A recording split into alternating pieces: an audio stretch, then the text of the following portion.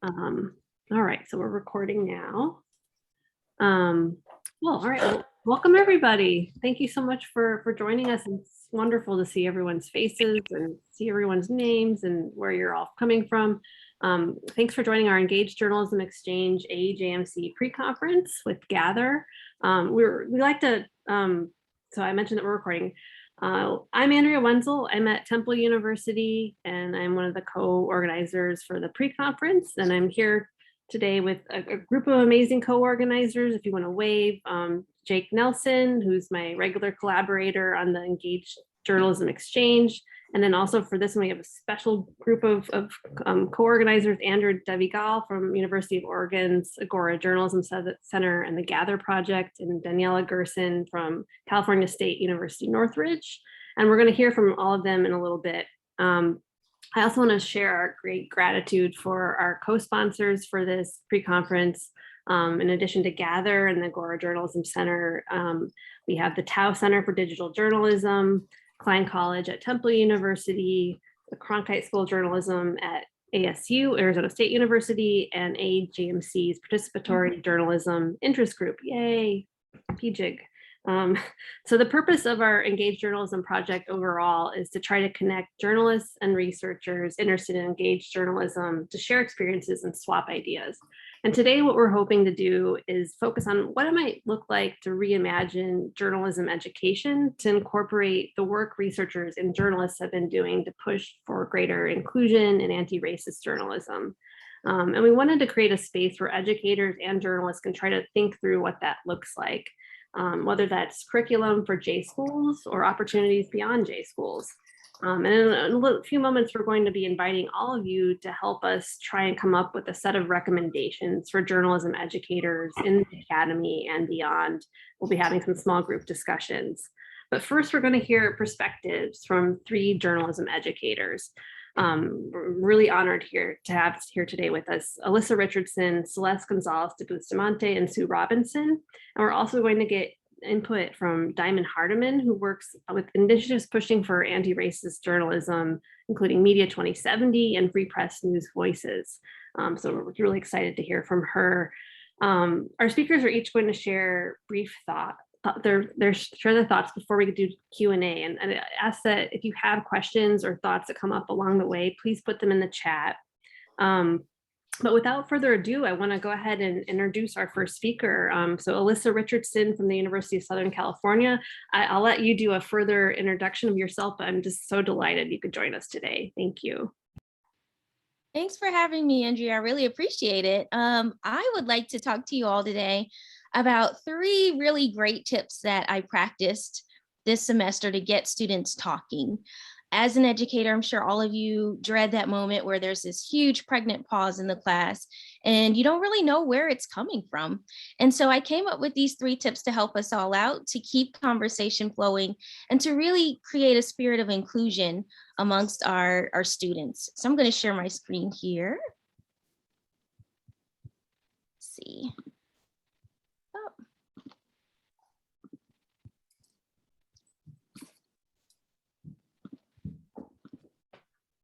Oh, let's see. Have to grant it access. Sorry, y'all. That comes along with. I know. That's part of the inclusion part. It says you're a co-host already, so I'm not sure. Let's see. Make host. I think I have to be a okay, I am a host. Yay. Okay, great. Thank you. All right, let me come back out and go back in.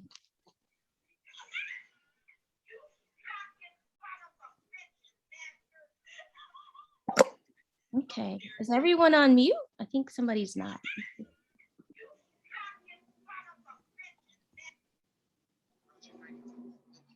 Sorry, we'll figure that out. I don't know. Okay. All right, let me go out and come back in. All right, so I'm going to go to my slides here. Okay, can everyone see that? Thumbs up, thumbs down, hopefully. Okay, great. All right, so this is how I cultivate classroom inclusion. And these 3 tips were really a lifesaver this whole school year when I was trying to teach through trauma, teach online, teach vulnerable groups of students during probably one of our most volatile years ever. And these 3 tips that I'm going to share with you are to step 1, invite them to dance. Step 2, invite them to talk. And step 3, invite them to inquire. So step 1, before class, on the first day of class, I asked my students what their walk-on music would be if they appeared on Ellen's show. And this is a great icebreaker because throughout the class, what I did was compile this great big playlist of all of the things they said on the very first day were their favorite song. And so as they came into the Zoom room, and as we start to go back in person, I'm going to continue this, I created like this trailer where we have this beautiful imagery of our campus, and then they got to see in a smaller frame which music video went with their song. And so it was really exciting to see the students come in every single week and say, oh, this is my walk-on song. This is what I picked. And you'd see them like dancing in their little Hollywood squares, and they would get very excited when it was their week. And then you'd have to explain why you picked that song and kind of what you were going through in that moment. And this really unified us. People made friends across, I didn't think anyone else liked this kind of music, or they would say things like, I thought I was the only old soul, like students who had the Beatles or the Monkees or things like that would bond with each other over where exactly they learned that music from. And so after I warmed everybody up during class, I invite them to talk. And when my students got quiet, because our class reporting race and justice often touched on a lot of really emotional things, one of the things I created was the silence poll that I'm going to share with you all. Now, if you take a picture of this, it'll lead you from this QR code to the silence poll. But the short version of this is that there are 4 options.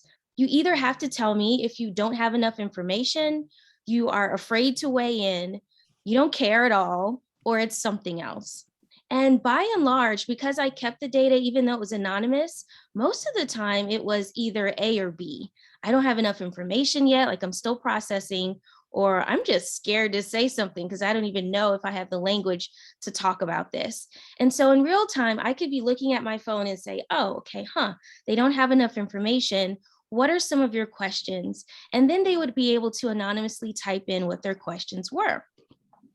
If after class they kind of thought, oh, I should have asked this, or I didn't even know to, form this kind of question in class, but now that I've had some time to think about it, I want to inquire more, I created another form, this post-class survey. And the post-class survey really uses Google Docs to create this situation where you have a safe space. And students can ask me anything in here. And this is where it's not anonymous, because if it is a conflict I need to resolve in class, I love to know who it is so that I could perhaps sit the students down together. Or if they don't need anyone to sit them down, they just want to make a point to have me say something globally in class, this is a place to do it. And I leave a few minutes at the end of class for this. And so at the end, I say, were there any questions that are still burning that maybe you didn't want to see pop up in the anonymous poll, or things that you've thought about now that we've had a chance to discuss? And so these are some of the sample questions that I've gotten. Is it okay to call someone queer, for example? What is non-binary? What does the X in Latinx mean? What does BIPOC stand for? Do we say Chicano, Latino, or Hispanic? Which one do I use? And these are all things that if I were to assume this generation were attuned to, that they would already know, I was pretty surprised by. I thought, well, these are things that I thought Gen Zs were making up, but they are just as steeped in confusion sometimes as we are about what the latest things are and what is the most effective way to communicate something in a journalism story. And so these 2 tools alone have really changed the landscape of how I communicate in the class. And so one of the things that the students said during the post reviews of the course were, I felt like I could ask anything in here. I felt like there was really no dumb question. I felt like if I did kind of stick my foot in my mouth, my classmates forgave me because they were likely to do it like the next week. And so these are the 3 things that I'd like us to remember during this session. is step one. Invite them to dance. Try to include music in any way you can. It's really fun. Invite them to talk and invite them to inquire. And I will stop right there. Thank you so much, Alyssa. If you can actually make Celeste, for some reason it's not, our co-hosting powers are not working now. If you can make Celeste a host. Sure. I have no powers anymore. So thank you so much. That's amazing. That's really, really helpful. And we'll have time for Q&A in a little bit. But Celeste Gonzalez de Bustamante from Arizona, University of Arizona, if you would like to jump on in now, and I think you should be able to share your screen if you want. Thank you. Sure. Thank you so much, Andrea, and all of the folks who helped to put this amazing panel together, Andrew, Jacob, Daniela, and the co-sponsors. I really am. I'm heartened by this panel and so many others this conference that are looking specifically at anti-racist efforts in news media and the journalism field. And I love the fact that this is looking at how to kind of create a bridge between practitioners and researchers, because that's something that often we can always be doing more of. So I am at the University of Arizona. I've been at the University of Arizona in the School of Journalism for now a decade and a half. It's hard, the time has flown by like this.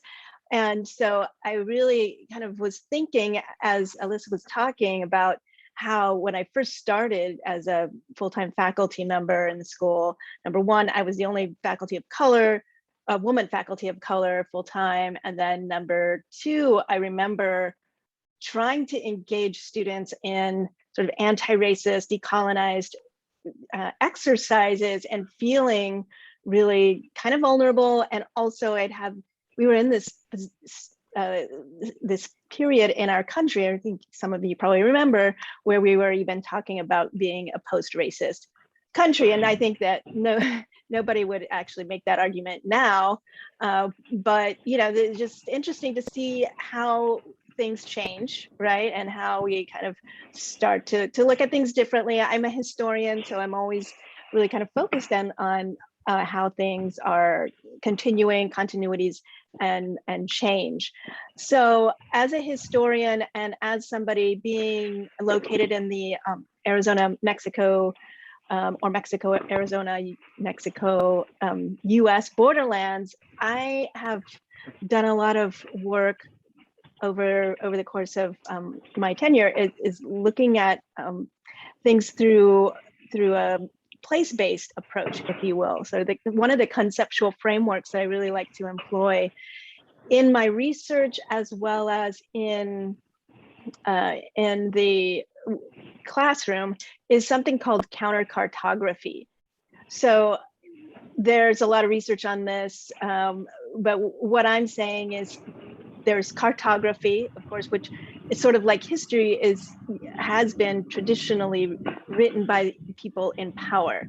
And so what countercartography is doing is sort of turning that upside down and creating counter narratives and I include journalism and media production and all of that.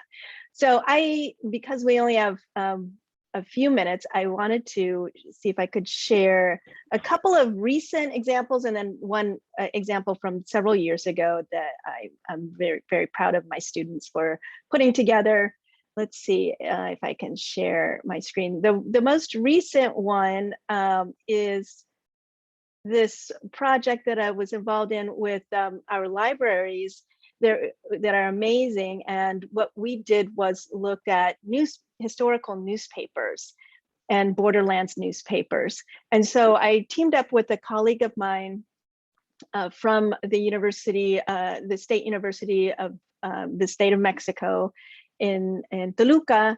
And he was teaching a research methods class. I was teaching a research methods class. And so what we did was we created what we called the Hidden Voices Project, where students were looking at historical newspapers from the borderlands in Spanish. Some of them were Spanish language papers, some of them were English language, some of them were Black owners, some of them were white owners.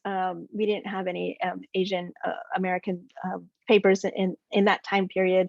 We did have the Spanish language papers. So we had students look specifically at these newspapers and look at issues of deportation and immigration and find, sort of locate what voices were not included. So they looked at newspapers from 1924 to 1964 covering, starting with this Johnson-Reed Immigration Act, which led to a lot of exclusionary policies.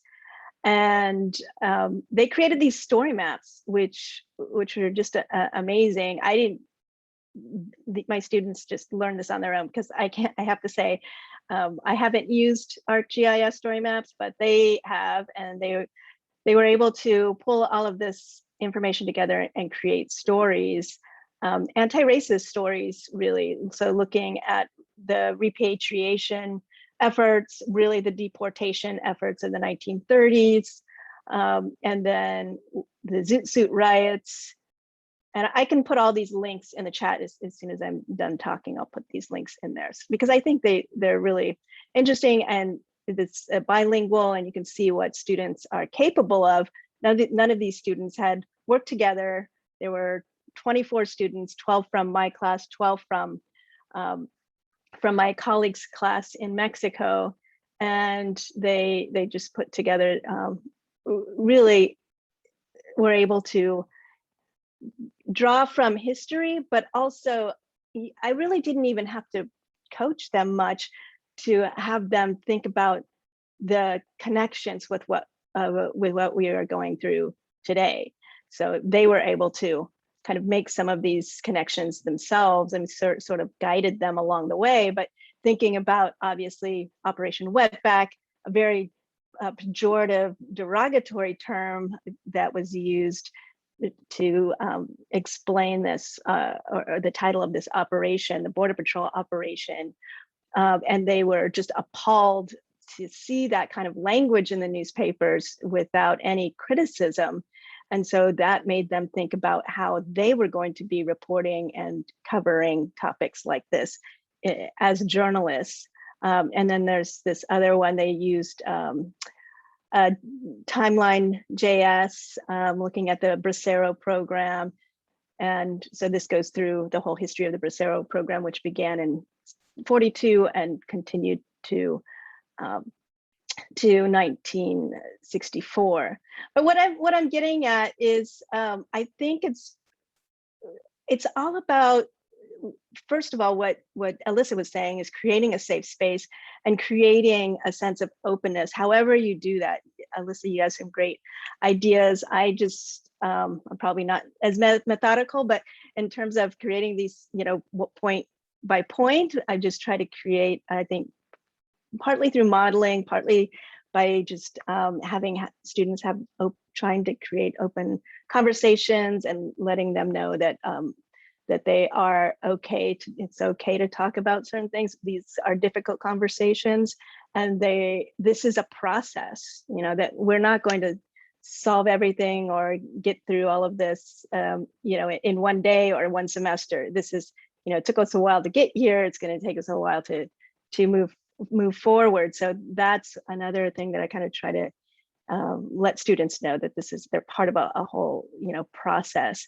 And so from my perspective, it's about creating opportunities and on the ground opportunities. So what I've done in Arizona and the borderlands can be applied to, I think, any other location in the US, outside of the US, because we all have histories that are, racism does not stop at our borders.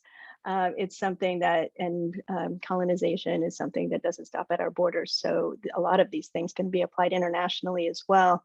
And I will probably, I'll close with that. One final thought. I'm also the head of the Standing Committee on Research for the AEJ. I'm the incoming head of that committee, which is elected.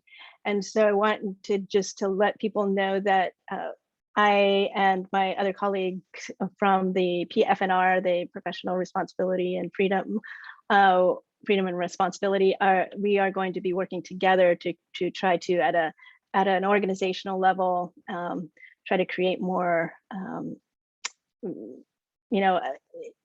to maybe decolonize AEJ in some ways and create more opportunities and more, for diversity and inclusiveness, which I would say I'm using the word belonging more than inclusivity these days, but I'll end it there because I think I'm probably going over 5 minutes. Thanks so much. Thank you. That was great. These are such wonderful examples and experiences you're sharing. And I'm gonna go ahead and go over to Sue Robinson now from University of Wisconsin to share some more here. And I think, let me see if I can apologize for the hosting technical complications, but I think I've made Sue the host now. Hi, everyone. I'm over in Madison, Wisconsin right now. It's quite lovely, 75 degrees. I'm going to talk briefly about some curriculum that I've started to develop in conjunction with a lot of the people on here, as well as the result of about 5 years of research that I've been doing that's going to culminate in a book that I'm writing right now. I want to make the point quickly that no matter who you are in your programs or in your department, you can get started on this work, even if people in your department are not as gung-ho perhaps, or maybe they're a little bit more set in their sort of traditional mindsets. But the number one thing that we can all do is continue to do the work on ourselves. I try to do at least 1 or 2 workshops just on my own identity training, my own privileges and biases. I think we forget that we need to do that work ourselves in order to really understand where our students are coming from in order to teach them. So even if you've already done like a social justice certificate, but maybe that was 5 years ago, like try to keep up on that, because I'm always learning, you're always learning new things. And I just find that super valuable. And then I think with department level work, like maybe that seems a little daunting, but I feel like I founded this inclusion committee in my department maybe 6 years ago now. And at first it was like me and one other person. And for the first few years, we were just kind of like plugging along. And we did some mandatory trainings for our teachers' assistants. And so we kind of had these little silos of work that we were trying to do. And now all of a sudden I'm chairing a 10-person inclusion committee. We have multiple subcommittees working on curriculum, working on policy, working on administration and applications, and like work is starting to happen. And so just doing a little bit, starting a little bit, and eventually that ball does start to roll a little bit more. And then finally, as all of you are here for, doing your own curriculum and working on your own, incorporating belonging. I love that idea, belonging and inclusion in everything that you do in teaching is hard to do, right? Especially when you weren't trained in that, right? We didn't train anybody in that. And so this is one of the reasons why I started developing this curriculum, and I've been sharing it with a number of you. I don't know if I can share, hopefully I can share my screen. Okay, yeah. So this is, again, the result of a bunch of research with engagement programs and initiatives and projects that have been going on around trust building and reporting. And so what I did was I took all of these strategies and I tried to turn them into skill sets for students, like assignments and PowerPoints and all of that. And so there are 4 modules. And the first one is examining power and privilege, which is the most appropriate one for today. However, all of these content collaborations, that is this idea that our students need to learn how to work in groups and work with partners and nonprofits and different communities. Community dialogue facilitation, a skill set we never got taught before.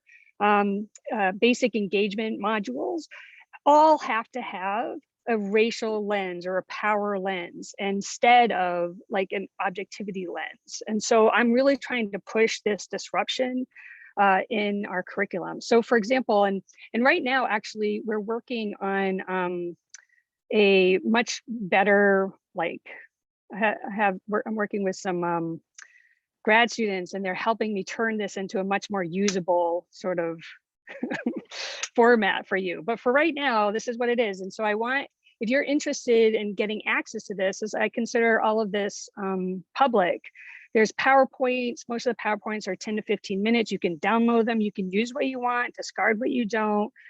There's like readings, discussion prompts. So each of these modules has its own list of discussion prompts that you can use, like class exercises you can use, possible readings.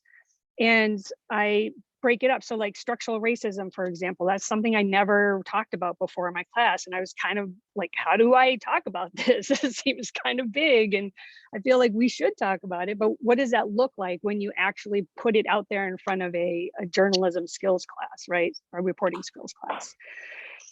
Okay, so if you are interested, I'm gonna stop sharing now. How do I do that? Where's the little share thing? Oh, I see. I'm not on my, there we go. Sorry, bear with me a minute. Okay, there we go. So here's my email. Oops. Okay, and if you're interested in getting access to these, or we also have developed a sort of listserv, I guess, of about 70 of us who are interested in disrupting journalism school curriculum, thinking about race and power and inequities and LGBTQ. Let me know and I'll add you to our listserv. We meet a few times during the year just to have brainstorming sessions and to talk about what worked and what didn't work and how we can sort of improve upon all this. Thank you, Sue.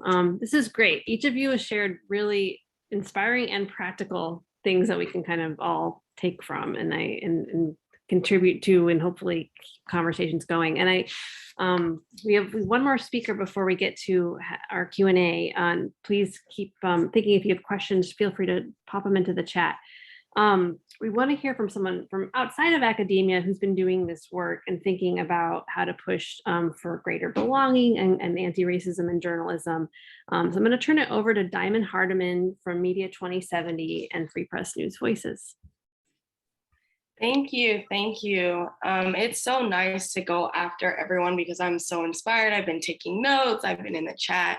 So I feel really honored to go at the end and be able to reflect and think about all the ideas that have been shared today.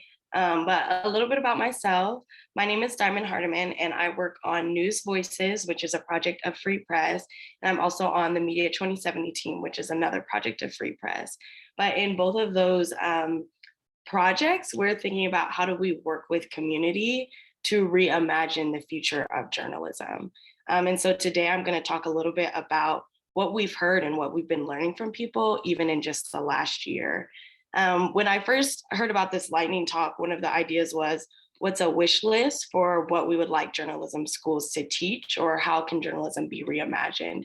And I think that the first place to start is always with community, because I think that that's where dreaming, that's where innovation, that's where creation is happening. So that's where we always center our work here at News Voices and Media 2070. So in the past few months, with my project in News Voices Colorado, that's where I'm based, we've been talking with students. We've done a couple of student workshops.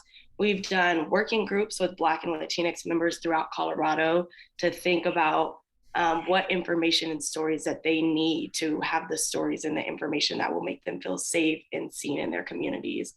We've also worked with student newsrooms, and with Media 2070, we've been working on a few things where we're thinking about what does it take to create a new economy of journalism, and what does it take to create a new culture of journalism. We've also been thinking about what does it mean to care for Black communities as newsrooms, and what does it mean to care for Black journalists. But most importantly, we've been talking to people about what they could dream up for journalism and for the future of journalism without the constraints of objectivity and white supremacy. So what would the world look like in 2070 or sooner?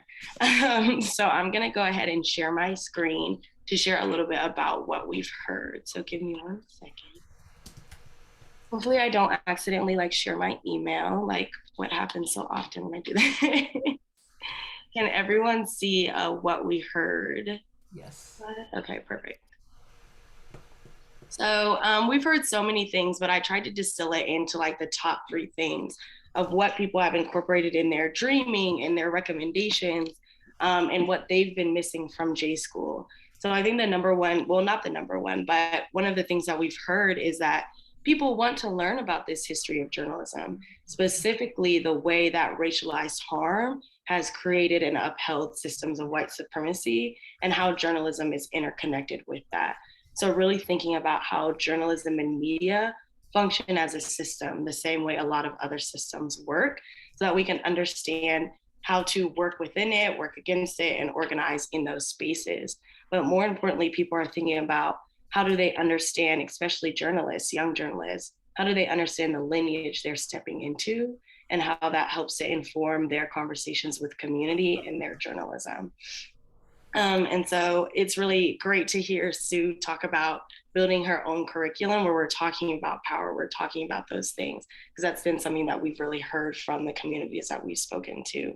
And then the second thing is people want to know how to effectively share power when we're talking about how do you bring and work and collaborate with community through the entire journalism process. So from sourcing, from ideation, all the way to the distribution of a journalism project, how are you working lockstep with community so that it's not just that they're getting looped in at the end and everyone has an equal power in deciding what's a priority, how is it shared, and how is it given in a language that people can understand, specifically communities of color that have used different ways of communication that exist outside of most mainstream newsrooms. And then the third one that we've heard about is that communities, professors, journalists, everyone we've been talking to, they also want journalism to be able to dream as well. So how can we provide young journalists, how can we provide communities with the tools and the information to use those pathways to start thinking about how can journalism create systems that affirm Black lives? How can we use these tools and give people opportunities to feel empowered to reshape journalism to better reflect what they need and what their communities need? And so when thinking about what a wish list that I would love for the future of journalism, like I said, it always begins with community. And I hope that in being in conversation and for J schools that start to open their doors theoretically and literally to people that are doing this work, doing this transformative work, we can start seeing the transformations that we can't even conceive of now in journalism schools. So how are we in conversation with people that are already doing this work? How are we shifting resources? And how are we following their leadership to really think about how they're already doing this transformative work? How can we start to reimagine and let that speak to all of our dreams about what we think for the futures of journalism? So that's kind of what we've heard and what we're hoping to do with Media 2070 as we move towards a type of journalism that looks different than what we have today. So I really appreciate all your time. Thank you. Thank you, Diamond. We want to have an opportunity for folks to ask questions and share thoughts from all this. I'm going to actually turn it over to my co-organizer, Daniela, to lead us through some Q&A. Hi, thank you, everyone. These were really fantastic and thought-provoking, and as Andrea said, practical, which I think we all really appreciate. I'd still love your questions, put them in the chat. You can also raise your hands, but I'm going to start with a couple. One is, Alyssa, I adopted one of your tips, and actually I took over one of your forms, which was to ask people this, share anything. Ask, and I think it's the last of your points in terms of sort of the follow-up and creating that safe space. Nobody sent me anything. How do you create a space where people share? How have you, I think you point to it, but how do you successfully cultivate that? I made it part of the end of class. So the last couple of minutes of class, I asked them to kind of sit in a mindful moment where no one is talking. And I asked them to think of everything we discussed for the last 2 hours, because our class that semester was 2 hours long. And I said, is there anything lingering, anything that you maybe feel confused about? Did I get anything wrong? Because sometimes I want to make sure that I didn't overstep or, bias them in any way or offend anyone. Or is there something that you'd like a classmate to know, but maybe you were too shy to say during class? Maybe they said something that rubbed you the wrong way, or you want to know more about. Maybe it wasn't an offensive thing. Maybe you just a little bit confused about it and you don't really know the right question. And so that's really when I see their wheels turning. And then after that, I turn it over and say, we have about 10 minutes left. Go ahead and type in your questions that you may have. If you don't have questions, go ahead and type in your commentary. And that's really when we've gotten some interesting stuff. For example, one of the questions that they thought was silly. They said, I don't know if I want to type this in there. Can I just say it aloud? And that's kind of how the end of class started to go. The last 4 weeks or so, they were like, I don't even need to type this. What's the difference between speaking Mandarin and speaking Cantonese? And then one of my students in class is like, oh, I can answer that question. And that's when it really gets fun to see them answer each other. Yeah. So I think to answer your question, if you carve out those last few moments, it's great. The first time I tried to institute it and I left it up to them as homework, it didn't get done. Everybody was they forgot about it. So when I started doing it at the end of class and asking them to reflect, it really took off. I love that. And I love that it's a built-in reflection as well. And of course, as we all know, yes, people need it to be built in and have an expectation to it. Yes. Thank you. Celeste, I loved your projects and the way in which you are working in collaboration with libraries and collaboration across borders. You said something really interesting at the end about, and I want to make sure I got this right, but that you're moving toward using a statement of belonging rather than inclusivity. And I was wondering if you could speak a little bit more to that, why that shift in language and how is that important? Sure. Thanks for that, Daniela. And you do some amazing work too. I follow all of your migratory notes. Yeah. And so I've been thinking about, this is fairly recent, we're going through quick transformations in some cases. So I don't know if you have all heard of the Othering and Belonging Institute. It's at UC Berkeley. John Powell runs that. He's the director of that institute, is really doing some really interesting work.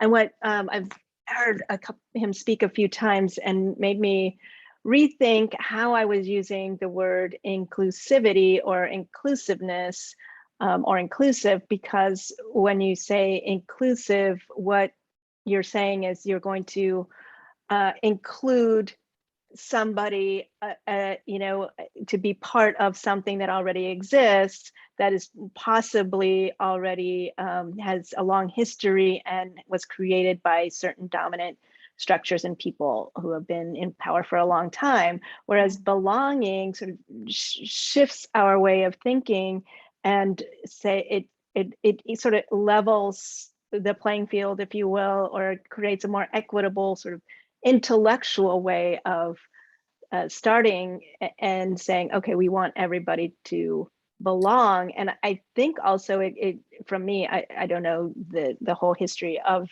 the belonging, and how that's been created, but just, we hear so much about students and faculty and people in society, no matter what field you are in, feeling like they don't belong. And so that, I think, is a step forward. And when you create a sense of belonging, when everybody feels that they are valued, then it's, I think, whether it's in the classroom or outside of the classroom or outside of the university, you're more apt to create change, positive change. Excellent, thank you. Terrence, did you have a question or did you want to add into that? Hello, good afternoon, everybody. My name is Terrence Frazier. I currently am a fellow NABJ fellow at the Associated Press. Also went to Craig Newmark Graduate School of Journalism. I have a couple of points and a question. I think that I'm super happy. I'm very thankful for all of the speakers that have spoken. So many good insights. For me, I think about my own experience as a student at the Craig Newmark Graduate School of Journalism, and how I, for 2 years, have been pushing for curriculum changes and for, in association with the National Association of Black Journalists at my school, Queer Club, and other NAHJ and other organizations. And I really think that it's, I think it's, there's a disconnect. There's a disconnect between what people say and the actions that they take. And this is specifically towards administrators at institutions that claim that they want to create change and then don't do it, and exclude the very people who have actually are impacted and yeah, are impacted by all sorts of violence, and our communities are impacted. And we are not the people that are listened to. We're not the people who are centered. We're not the people who are seen as experts of our own communities and our own experiences. And I think it's tragic, and I think it needs to change. And I think I just wanted to be super clear that that's the reality that a lot of students in different journalism school, I'm not just singling out Craig Newmark Graduate School, but that's the experience that I've had. So I think that when we're talking about all of this great work, we also need to talk about, again, the power, which was discussed earlier, and who has it, who gets to decide the new classes, who gets to raise the money, and who gets to ultimately decide what ends up being taught. And when that's not a collaborative process that centers the very people who are the most impacted, then what are we doing? So that's my comment. And my question is specifically for Celeste. I really appreciated your comments on colonialism and on colonialism and the international and also US nature of colonialism.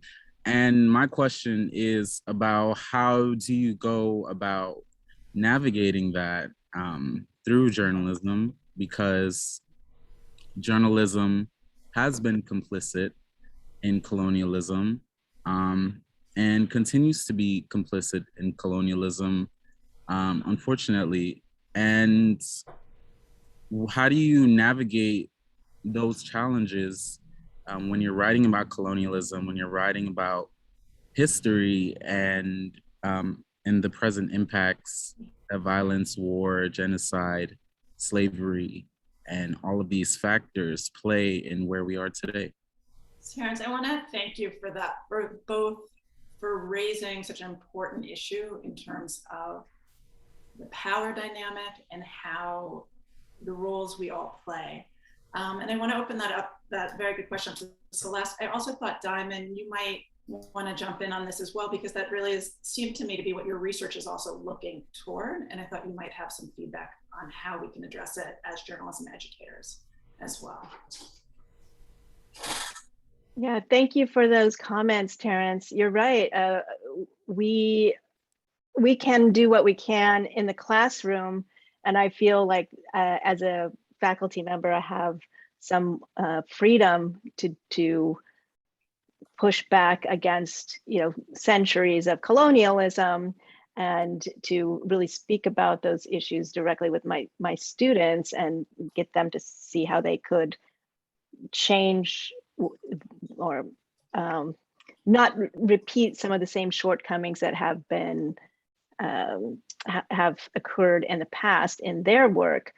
But again, I'm one faculty member.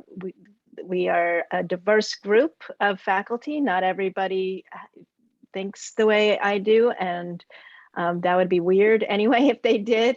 But that also means that not everybody's on board with perhaps moving as quickly as I think we should in terms of decolonizing our curriculum and in terms of decolonizing our whole school of journalism.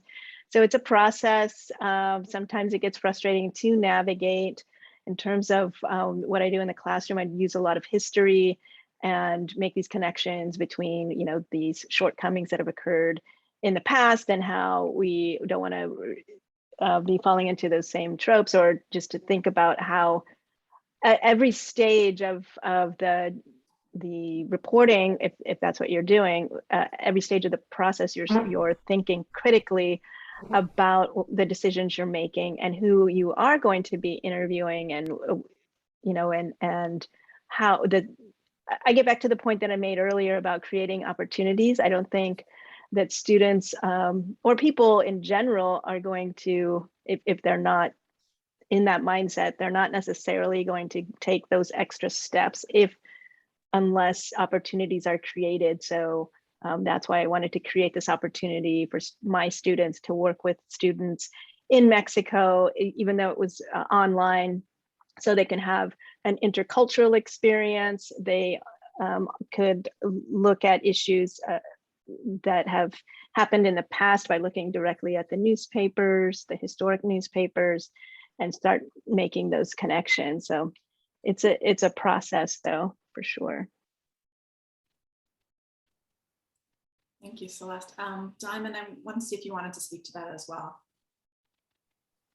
Yeah, I really appreciate the comments that were made off the top that talk about the reality of what we're facing and what we're trying to organize against and within. And in the work that we've done with Media 2070 and News Voices Colorado, we've also had to come up with that and come towards that truth, that we're talking about recommendations about, specifically with our working groups, about how to improve news for Black and Latinx Coloradans.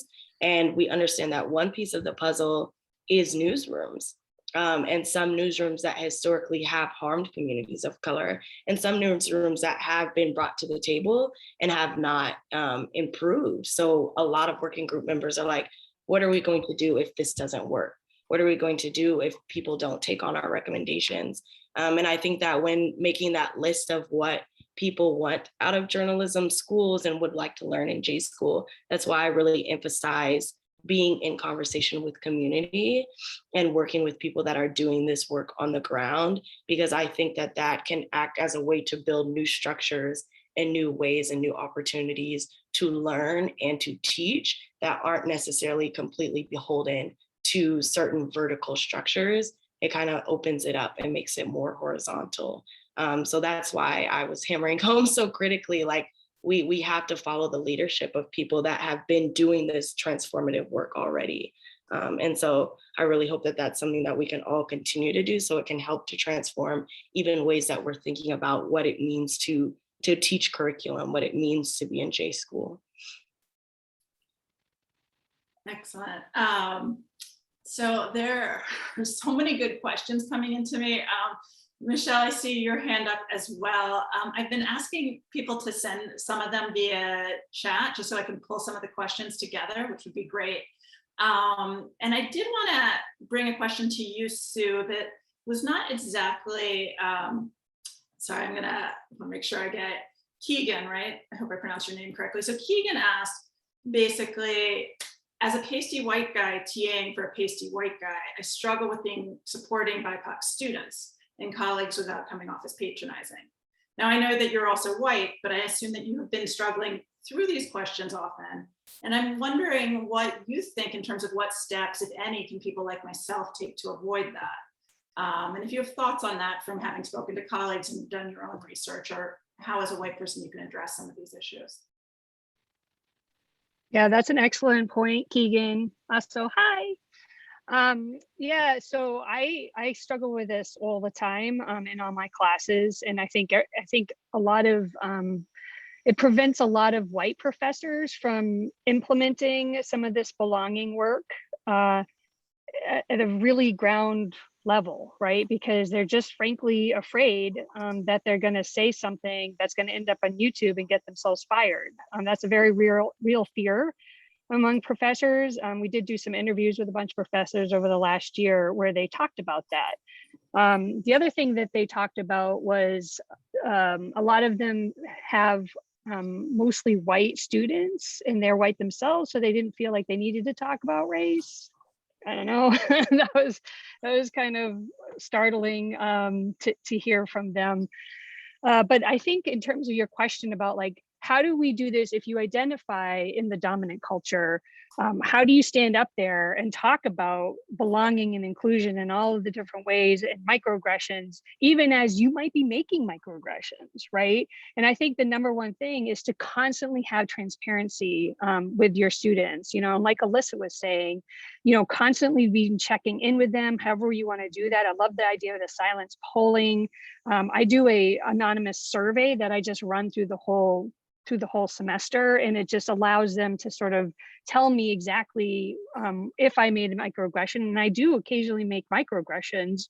And I have to then what you do with that, right, is you take it back to the classroom and you say, I did this.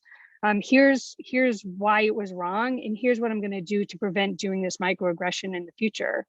So I think constantly checking yourself with your students, in transparency with your students is so important. And a lot of professors feel nervous about doing that, right? Because they feel like they need to be the authority in the classroom, and to sort of admit, you know, wrongdoing scares particularly older professors.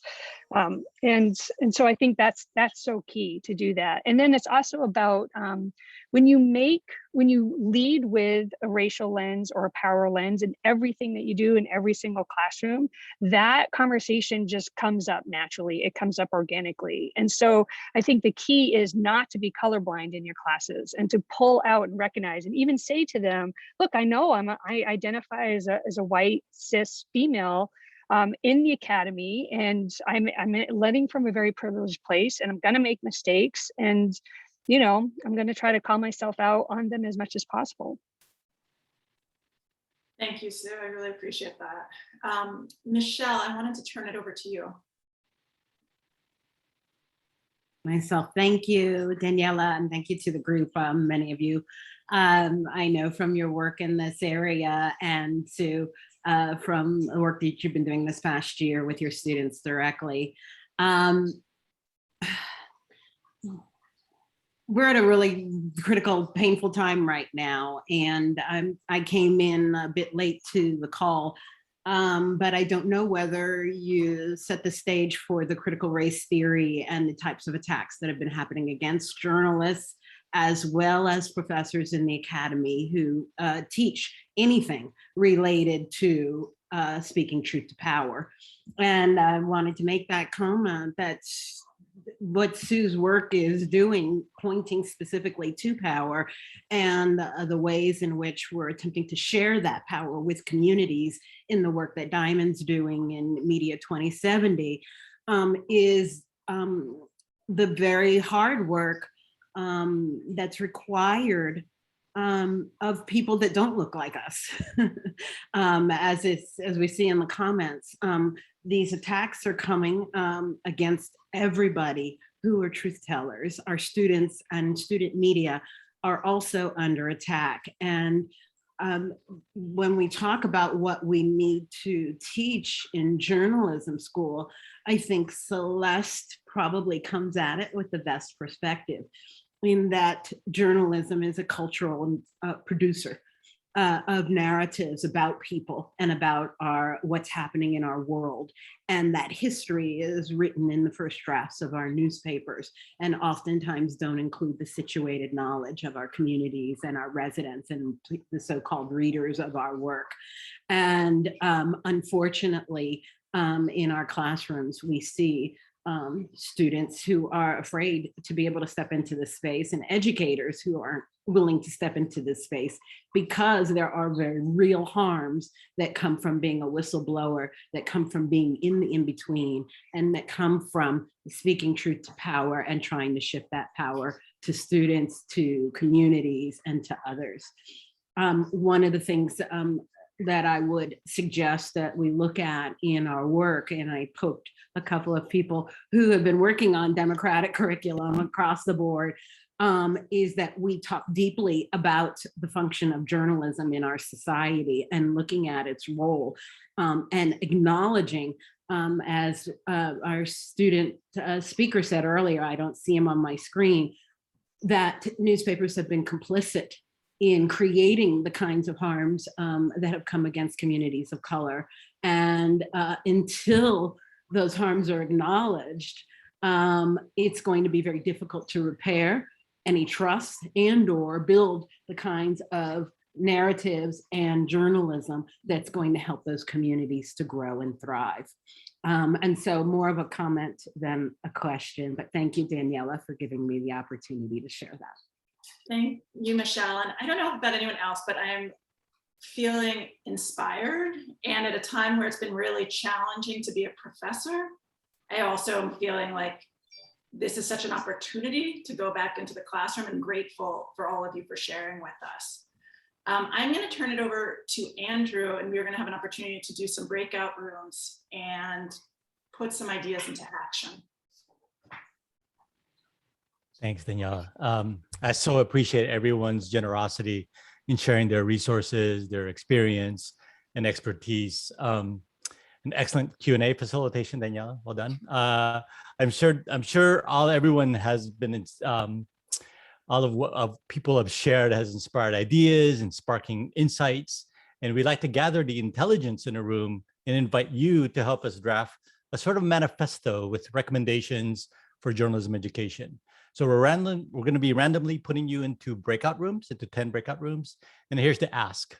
First, introduce yourself briefly. We have very compressed time here. Suspect name and institution is sufficient. Discuss what recommendations you have for journalism education. That could be for educators, for institutions, for funders of this work, and other stakeholders. And then finally, please come up with 3 recommendations for journalism education to push the field to be more inclusive and anti-racist, and enter into the following Google slide, which Jacob just shared. So appreciate that. So if you go there, you'll notice that each slide has a random cute animal at the top to make it easy to reference, because the cute animal is also reflected in the names of the breakout room. So hopefully that will all make sense once I open up the breakout rooms. And if you like your name listed as part of this drafted manifesto of recommendations for journalism education, please list your name at the top of each group sheet. You can also continue to be an anonymous cute panda or penguin if you prefer. So the breakout rooms will last about 10 minutes. So we'll come back roughly around 12:40, 12:42. Please do designate someone from your group to be ready to quickly present your slide when we share back. Again, roughly around 12:30, 12:42 or so. Okay, and any quick questions based on that? All right, appreciate everyone again giving their generosity and their insights. So let me open up the breakout rooms, and you'll see the appropriate cute animal. Oh, is this? Am I not assigning? Oh, this did not push to random. Weird. Try it again. It's being a little strange with co-hosting powers today. Okay. Oh, it's going to close. That's not good. God, after 3 semesters of Zoom classroom, you would think.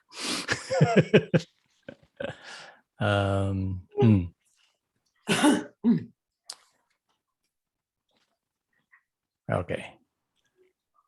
Do I? Oh, it doesn't. It's not going to be random. Well, I'm going to open up the rooms, and I want to give you guys the agency to actually do select. Let's let's not all pound on the llama. So as you're going into different rooms, you might be able to see, and again, giving the use of the power of 2 feet, go ahead and try to distribute yourself as evenly as possible throughout the rooms. Cool. All right. I want to open up that now, and please do go into your desired rooms. Thank you, Andrew. Are people able to And do also that? just assign you guys. I'm just gonna go through and assign quick. Okay. I'll start from the bottom. Cool. Everybody see the link for where the Google Slides are? Just doing it random, so I don't know how big these groups are gonna be.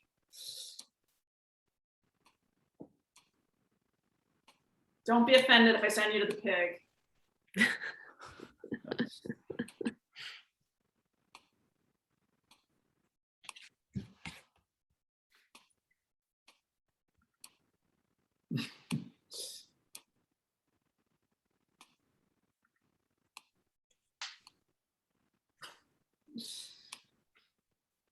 Did we go anywhere?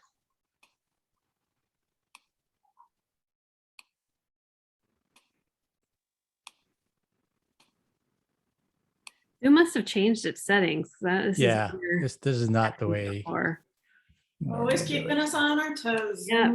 Just when we think we got you. Right, are some groups really big? Because I'm like literally just throwing. There are numbers that show up when you assign them. So I'm trying to look at the lowest denominator. Yeah, what's lowest? Penguin right now. All right, I'm going pink. Carrie, you're Owl. gonna be a penguin. I knew you. I could see it in you. Okay, I think I All was right. gonna try to stop recording, but it won't let me. I guess I have to reclaim host powers to be able. I'm afraid if I do that, it'll. Right now, Andrew, you're the host, right? Maybe. Danielle, I'm not going to touch anything. I'm just going to let it record, and it will record. Oh, I can pause. You want me to stop it or pause it? I guess I'll pause pause it, it. and then we'll. I mean, the way we teach objectivity, what it's meant over history. And then even looking at, like who can report on a story, who can't report on a story. These are kinds of things that have come up. And then the second recommendation was to look at the language we use and reflect on changing language as style books evolve, and be ready to talk about that and be transparent about why we're using the language we're using. I hope that, John, was characterized what you're talking about. Okay. And we were a small group, so that's all the recommendations we have. Thanks. Thanks, Carol. Who wants to go up next? I'll go from group 9. I think my mic's open, if that's okay. I just typed in some recommendations, and thank you, Randy, for raising your hand there. I'll add your name to the list. A couple of things. We talked in our group about critical race theory and some of the pressure against professors as a whole, and specifically focused in on professors of color who are teaching right now, who are very much in the crosshairs of all kinds of attacks, and are physically unable to disguise themselves in a way to keep themselves safe on physical campus. And so I discussed some of the strategies that I used this past year in teaching online, from recording every classroom meeting as evidence for future efforts, letting them know that that digital record is available for them, and that we are recording their behavior, and we'll have it available if we need to report them if there's any bad behavior. We describe those behaviors as well as the recording in the syllabus to let them know the bad behaviors that will get them reported. We let them know that it's about their safety and privacy too, because I was teaching at an HBCU where students were being sent out into the streets to report on protests and at the polls and in other places, putting them in direct harm of the populations. And I let them know that technologies were also being used to attack them as well. And they appreciated the education around digital resilience, staying safe, and protecting themselves using these new technologies that we were throwing them to at the time.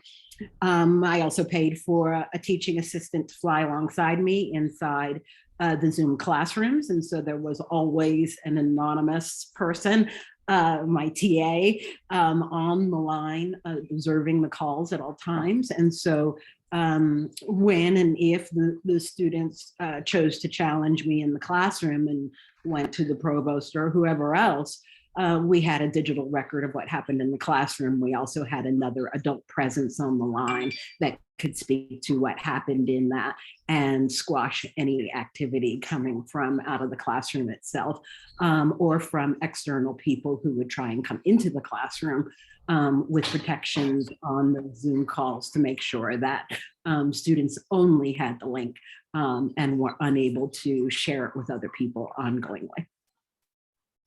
That's it for our group, I think. Is there anything else, Randy? Oh, we also talked about funding in the media space and the problems of philanthropists in giving to projects by and for people of color or by and for communities of color. We've seen fairly recently some foundation announcements, not enough money at all being given to projects by and for people of color. And unfortunately, I don't see a whole lot of shaking in that space. Our recommendation is that we need to cultivate different funders to fund people in these communities who need news and information that's reflective of their experience. And that's, I think, all of our recommendations. Thanks, Michelle. As always, it's so good to see you. Great to see you too, Andrew. All right. What other group would like to share their recommendations?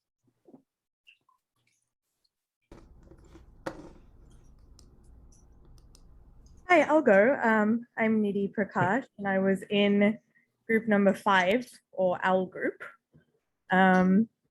So our first and kind of, the first immediate thing that we thought was important was for places that are teaching journalism, maybe even newsrooms, to have a formal recognition of the history of harm that we've talked about, and the kind of part that our profession has played in as part of, structural racism over time. And having kind of like a formal upfront recognition of that is a starting point only, obviously, but it is something that other industries, especially in the past year, have sort of moved towards. And we thought that was a pretty important thing to kind of kick off, then kind of working that through teaching and curriculum.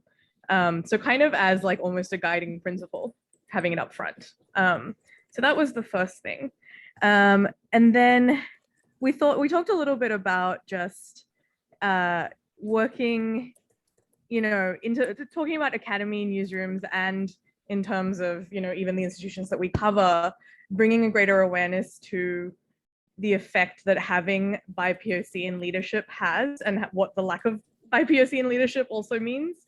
I mean, I'll give you an example that just with my students last year, I talked to them a little bit about, what some of the internal conversations in newsrooms have been about trying to create pipelines for BIPOC to really kind of rise up and build those newsrooms instead of kind of bringing them in as a last minute thing when they realize that things are going badly, or bringing people in at a low level and not raising them up. Having those kinds of conversations, in class with students, with young journalists who are starting out their careers, I think is pretty crucial. But also having those conversations more openly in academy. So, it is about like having input from BIPOC and educating ourselves across the board, but it's also about really actively trying to build a pipeline as well. And then we talked also about having a foundational course on, in some places called cross-cultural communication, but essentially kind of ensuring that throughout the curriculum that there's an emphasis on belonging, and making that, again, a really robust part of the foundation of a curriculum, which it sounds like some of you are already doing, have been able to do, but that seems like a good kind of thing to work towards across the board. Oops, I've lost out. No, I've got it. And then we talked a little bit about just sort of like getting students in the classroom to sort of engage with what we termed alternative ways of knowing. So thinking about, some of the stuff that you talked about, Diamond, about community sourcing in new ways, and the counter cartographies idea.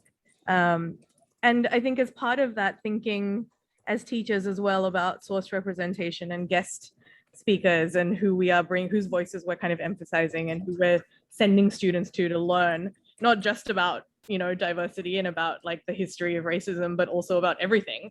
Really kind of trying to build a more inclusive raft of sources, experts that we're sending people to. And I think that we talked about a few other things, but I think those were the main points that we had. Great, thanks, Nidhi. So I personally have a hard stop, but obviously I think Andrea and Jake could take over on trying to sort of facilitate the share back. But I just want to close off by saying that I appreciate everyone's expertise and insights, so your generosity. So this list that's growing is it's already got a fabulous start. So thank you all. Thank you, Andrew. And just to, I seem to be being eaten by my computer. I seem to have turned into a pixel, but I apologize for that. What I just wanted to say is I want to respect everyone's time, and we'll try to wrap up here. But what I will be doing, I'll be sharing out everything that you shared in the form. We're going to compile it, and then we're also going to share a feedback form in case anybody has any additional thoughts or things they wanted to add. And it will also have a place if you want to share, if you're willing to have your name listed. When we post this, we can list a list of participants that contributed to this sort of set of recommendations that we want to share. And I'm so sorry. I hope you can hear me okay. I don't know what's going on with my computer. But I just want to thank again all the people, all the panelists who took their time, and all of you who are participating, and all of our co-organizers on this project. And just everybody for sharing their ideas and being so generous with all of their experiences and their practical advice. And we'll do our best to try to keep this as the beginning of a conversation, because obviously we couldn't really do everything in an hour and a half. So we'll also share the chat. There's a lot of great things in there. So we'll just try to kind of do a resource dump and share that with you, but then also present something that we'll be able to circulate more publicly. Any last thoughts from any of the other co-organizers or anyone else? Okay, well then I'm going to go ahead, and I hope my computer is not dying and that people can still hear me, and go ahead and stop the recording. But thank you so much. Bye everyone. Have a wonderful day and take care.